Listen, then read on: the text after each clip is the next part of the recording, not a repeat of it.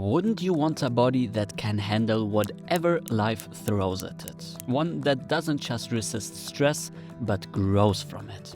That's what it means to become anti-fragile. Antifragility is essentially resilience 2.0. Resilience 1.0 is when we put pressure on a system. After the pressure is lifted, that system goes back to its original form. Antifragility takes this idea a step further. You put pressure on a system, it actually grows bigger, stronger. Exactly, this happens when we train. We put pressure onto our muscles and they respond by getting stronger. In a nutshell, we're an anti-fragile system. For thousands of years, people have used movement and physical practice to make their bodies stronger, more capable, and more resistant to hardship.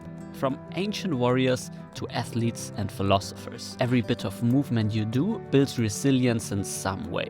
But if you only train certain patterns and do always the same type of workout, your body will simply adapt to those specific shapes and demands. So if you want to be truly and generally resilient, you need to move in many different ways. Strengthen your body through different angles, different positions, different kinds of stress.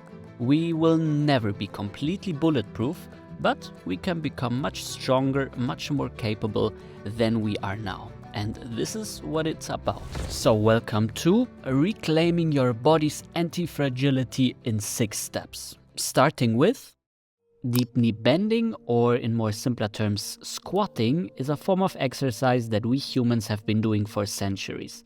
And what is ancient wisdom is slowly seeping into science as well. There we can see that it's not only not harmful, but actually beneficial if done with the proper technique. So to start off the practice, really make sure to take it easy from the start and not overdo it directly. Squat down as deep as you feel comfortable and keep your heels floating. Now from here, bring both of your knees to the floor in front of your body and support yourself with your hands if you need to. This is the basic idea for this exercise. Throughout the repetitions, try to find what I call micro variations, adapting to different angles. Again, remind yourself that anti-fragility means you want to not only get strong in one position, but in many different ones. So, walking around, finding little twists and off balances is great to introduce strength in your knees. Next on the menu are spinal arches. Your spine is not a stick that is about to break when being moved. Every joint in your body is usually trained in a dynamic fashion. So why is it different with the spine? Let's get over this fear and fully acknowledge what our spines can do, if done with care. You want to start this practice standing upright. Introduce some tension into your bum and push your hips forward while leaning back. Of course, start very gradually. What I'm doing here is already quite advanced. You don't need to go there. Then from this extended position, we slowly want to find rotation. This is usually where people get hurt, extending and rotating at the same time. So by practicing it in a very slow and controlled manner, you hopefully gain more awareness and control in this position. Again, this is really just the start with this exercise, because you can also try to reach with your fingers to your heel or your calf depending on your level.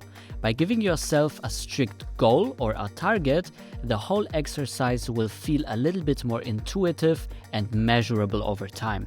So, when mastering this one, we can advance to trying to bring both of your fingers into your calf. So this time there is just extension of your spine with some strengthening of your knees. This task is really a great one, especially if you want to dive more into dynamic forms of practice, just like acrobatics. Working on new and unusual spinal positions can be tough. So really take your time, give yourself some shakes and some rests.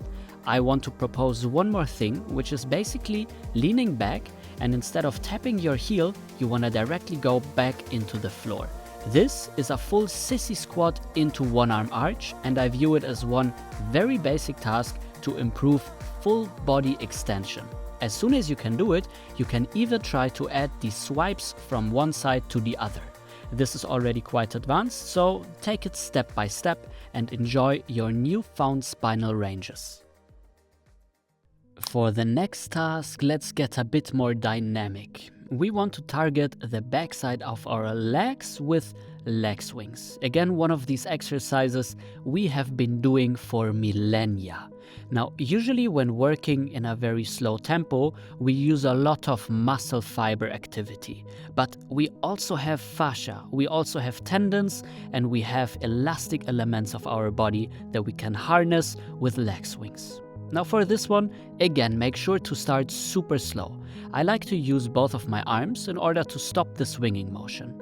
And again, if you can just swing to about hip high, this is perfectly fine for now. With time, you'll be able to swing higher and higher. When starting out with leg swings, you will most likely feel a lot of tension in the backside of your legs, especially behind your knees. And this is a good thing. It's basically a mechanism that your body uses to not overstretch. So this mechanism you'll slowly have to overcome with time and practice, which at times can become a little bit sweat-inducing. By now, you should understand that I'm just giving ideas and propositions in this video. This frontal leg swing can of course also be exchanged with side or backwards leg swings. Again, the idea of antifragility is become strong in a variety of different angles. So go search for them. Have you ever heard of the horse stance exercise? It's basically a stance done by different martial arts around the world, and it strengthens and mobilizes your hip like nothing else. Take a wide stance. How wide? Figure out with time, but pretty wide. Make sure you feel comfortable in here. A little bit of rocking back and forth can be helpful to find a good neutral position. Further increase control in this task by bringing your knees towards the inside and squeezing them again towards the outside. This strengthens your hips and allows you to sink even deeper. Now, from here you can start to incorporate some switches from one to the other side, as well as some minor rotations of your whole body. A neat and playful additional task is trying to tap the floor in a variety of different angles. This again introduces some sort of intuition to this beautiful practice. When talking about upper body resilience, we cannot trust strength alone. Of course, it's never wrong to be strong, but we also need to be coordinated in order to mitigate falling situations, just like a cat landing. Have you ever seen that? Just beautiful. And just like a cat, we will start in this crawling position. Slowly shift the weight from one of your hands towards the other. Let your legs and the rest of the body go with the flow of this task. You don't need to keep it super strict. Find nice, interesting shifts of weight from one side to the other, and maybe you can already add a hop or two. Most importantly, the landing should be soft. You're a cat after all, right? Now push yourself back onto your feet and try to find a small fall on top of your wrists. This should not be painful at all, but by using your arms as shock absorbers, you can really catch yourself in a nice, efficient way. Adding twists to this practice is fun as well, and then with time, you can try to really go for it like crazy, like a cat, jumping back and forth and teaching your arms to become shock absorbers. And you know what else we want to transform into springs? That's right, our legs, our ankles and our calves. Let's go for jumping and landing, one of the most fundamental ways to condition your lower body for impact. Start by simply jumping up and down and landing in a controlled fashion. Landing with both legs is quite easy after some time, so go for one leg landings as well. Catch yourself, hold it for 2 seconds or so, and find neutrality again. Now jumping is super fun and you can find plenty of variations. From turning, landing on both or one leg, a full turn as well. You can try to jump forwards and backwards. Like so many other times, creativity is your real limit here. So go out there and explore. Try to see if you can find new ways of moving, different ways of challenging your body. Usually I would go for a session like this without shoes, but because it's getting cold out there, I need shoes that not only look stylish, but support my feet and their natural ability to move. Meet Fleeter's barefoot shoes. It's a brand that designs high-quality barefoot shoes that I love to bits. I've basically worn them all the year in different scenarios, and I really and truly like them. You can use a code NEIL10 for a 10% discount, and I heard there's even a new collection on the way. So go check them out. You'll find everything in the video description. To conclude this video, I want to propose one more task, which is basically trying to bring everything that we've learned together into one seamless and improvised flow. I know many people out there find it very difficult to just move, so this is really a challenge. But believe me, it is a practice that not only fosters creativity, but brings out many new qualities in your body that usually you wouldn't tap into. So simply play some music and try to see if you can transition from leg swings into jumps, into crawls, so on and so forth.